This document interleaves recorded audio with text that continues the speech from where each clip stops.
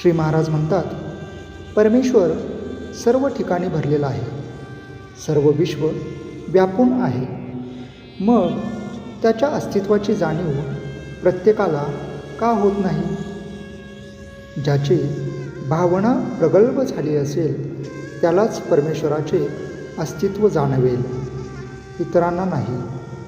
म्हणून तशी भावना असणे जरूर आहे आणि ती उत्पन्न होण्यासाठी परमेश्वराच्या स्मरणाची आवश्यकता आहे.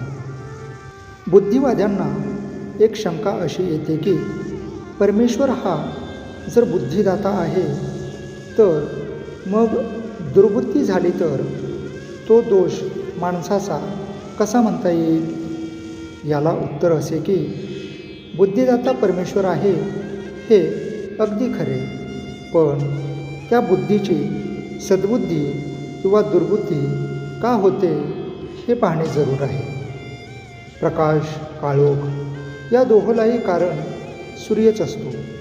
सूर्याचे अस्तित्व हे उजेडाला आणि नास्तित्व हे काळोखाला कारण आहे. तसे भगवंताचे स्मरण हे सद्बुद्धीला आणि विस्मरण हे दुर्बुद्धीला कारण आहे. म्हणून बुद्धिदाता परमेश्वर हे जरी खरे असले तरी सद्बुद्धी वा दुर्बुद्धी ठेवणे हे मनुष्याच्या हातात आहे. भगवंताचे स्मरण ठेवले म्हणजे दुर्बुद्धी होणार नाही. म्हणून नेहमी भगवंताच्या स्मरणात राहावे आणि याला उपाय म्हणजे नामस्मरण. सर्व सोडून भगवंताच्या स्मरणात राहिले पाहिजे, परंतु व्यवहार नीट करून त्यामध्ये भगवंताचे अनुसंधान ठेवणे हे त्याहीपेक्षा श्रेष्ठ आहे. भगवंताच्या कृपेने प्राप्त झालेला आजचा दिवस आपण त्याच्याकडेच लावणे जरूर आहे. भगवंताचे अनुसंधान ठेवले म्हणजे दिवस त्याच्याकडेच लागतो. अशा रीतीने आजचा दिवस भगवंताच्या अनुसंधानात घालविला तर आपल्याला नित्य दिवाळीच आहे.